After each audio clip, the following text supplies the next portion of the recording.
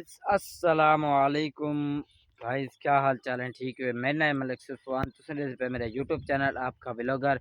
तो गाइस जिमें के तक पता है पिछले व्लॉग दसाम असा धान वहाया से। तो गाइस आज तक आप दे धान दी कंडीशन देसे ना ते कितनी को खाद दीते से, कितना पानी दीते से, कितनी हिफाजत करने पे ओ तक ही व्लॉग दे विच दसे सा। तो गाइस सब तो पहले आखना चाहना कि जल्दी जल्दी बंद यूट्यूब दे सब्सक्राइब करो, टिकटॉक दे फॉलो करो। तो गाइस अज दी जेरी व्लॉग है ना बड़ी मज़ेदार कम दी थी वाली है, क्योंकि अज तक उन्हें धान के बारे मुकम्मल जेरी तफसीलात है ना वो सारे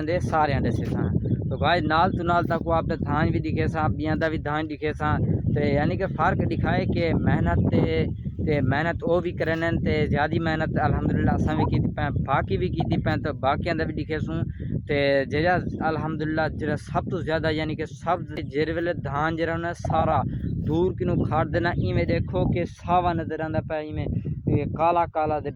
बिल्कुल सावा सावा। तो गाइस उठाऊँ कि पता चल दे कि किसान कितनी मेहनत करेंदा पे, उतनी उनकी कितनी मेहनत लगती पई है।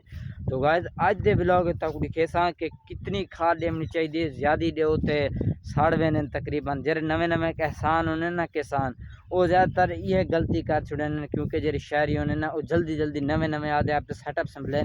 लेकिन उन्हें को नहीं पता होंगे। कई किसानों को सब तो ज़्यादा पता होंगे आप दी हिफाजत खुद करें, आप दी जितने भी होंगे ना धान दी वो खुद करें। ते कुछ आदन के सारे बुचरे नहीं पकड़ेंदे, धान फैलदा नहीं की वजह दे नाल। तो गाइस आज तक ही व्लॉग सारी तफसीलात दसे सा। तो गाइस ये जिमें कि इतना किना तुसा देख सकते वे ये पानी लाई खना इकू त्रीजे दी बाद पानी लावना ही पौंदे, क्योंकि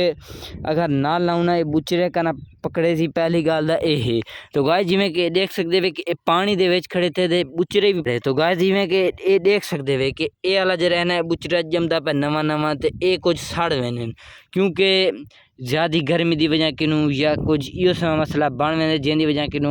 ये सड़ वेने। तो गाइस एडे दे पैसों कि उतू जे रहना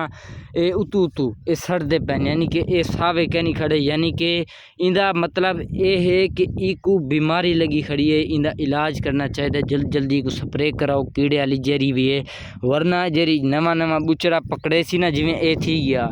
तो इको बीमारी लग वैसी नाल ये बुचरा ज़्यादा कहना पकड़े सी। तो गाइस हुण ये देख सकते वे कि पानी लाई खाना तो इंदे विच पहले जेरी यानी कि पहली दफ़ा दिता हमने पहला पानी, दूजा पानी है ना उनदे विच मैं ना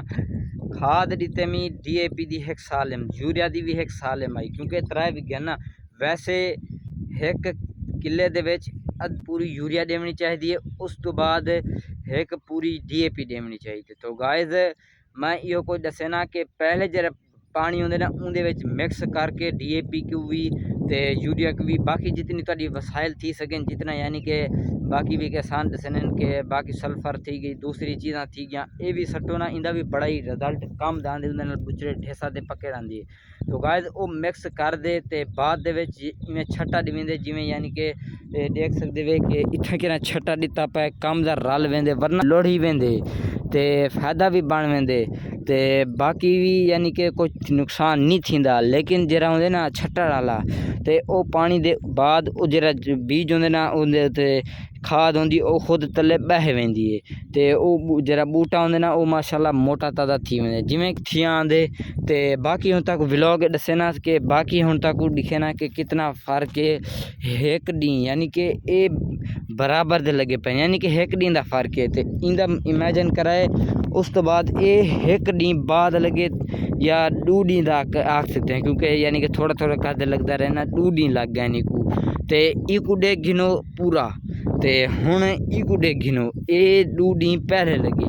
ते ये हालत कर पूछा निसी पकड़ा, क्योंकि इंदे खाद हाली क्या नहीं सटी पे ज़्यादा ते ही वजह दे नाल ये देख सकते पानी दी ना कमी दी वजह किनू ना इत्थे किने सड़ गए। ते इत्थे किने देख सकते वे कि इंदा मालूम नहीं थींदा पे, क्योंकि वहला वहला लगा पे ते हाली ये बुचरे क्या नहीं पकड़ी खड़ा ही वजह दे नाल ये हाली ज़्यादा यहीं देंदा पिया ते गाइस बिया हुण तक दिखे ना कि कित्थों किना टरपैन चलदी पई है ते जिंदे विच पानी नीला ही खड़े हाली एक भी गए ना स्पेशल तुहाडे वास्ते दिखाने वास्ते वो कैन पैन लाया ते ये पानी लगा खड़े ते उनकी कंडीशन देखो कि उतू उतू जेरे पात्र ना उधर एक पीले पीले थे वनन यानी कि एक बीमारी थी पई है ते गाइस नेक्स्ट व्लॉग दे विच इंशाल्लाह तक मक्की दे बारे तफसीलात नाल दसेसां जेरी जेरी यानी कि मौसम दे विच खेती बाड़ी थींदी है वो तक दसेंदा रहां। तो गाइस हुण जरा दूजा या तीजा पानी आखते थे क्योंकि एक पानी छोड़ते दूजे पानी दे असां खाद देने हैं इतनी वसाइल क्या नहीं कि हर वेले देऊँ खड़े। तो गाइस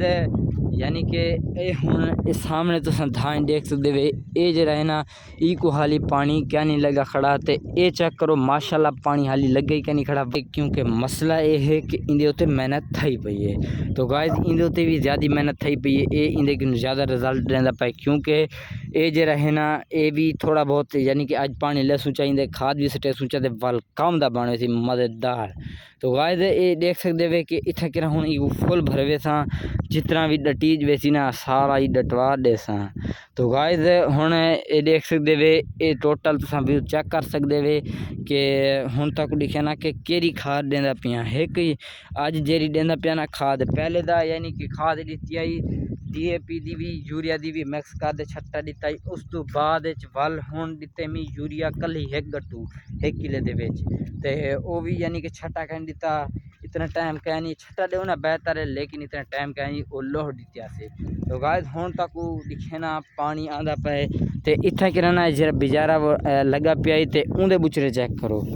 ते ई को पानी लगता रहे ते ये देखो ये सारा बुचरा बना खड़े ये होने फर्क कि ज़्यादा पानी ले सो ज़्यादा मेहनत करे सो ज़्यादा ही फल तक देसी अल्लाह ताला। तो गाइस ये है पानी तो बगैर लगाया तो ये है पानी ना लगाया तो इतना फ़र्क होंगे। अगर कोई बीमारी है तो अरे धान को या कोई भी फसल को कमेंट कर दे लाजमन पूछना। तो गाइस अज दा जरा व्लॉग है ओ करे सु एंड इंशाल्लाह नेक्स्ट व्लॉग तक मक्की दे बारे तफसीलात नाल दससा जेरी बीमारियां को थी नहीं थी धान दे बारे हाली जेरी नवी नवी बीमारियां ताज़ा आसन पिया ना वो तक दसेंदा असां। तो गाइस अज दा व्लॉग करे सु एंड ओके खुदा हाफिज़ जल्दी जल्दी वहाँ सब्सक्राइब लाइक शेयर करें दे वञो ओके खुदा हाफिज़।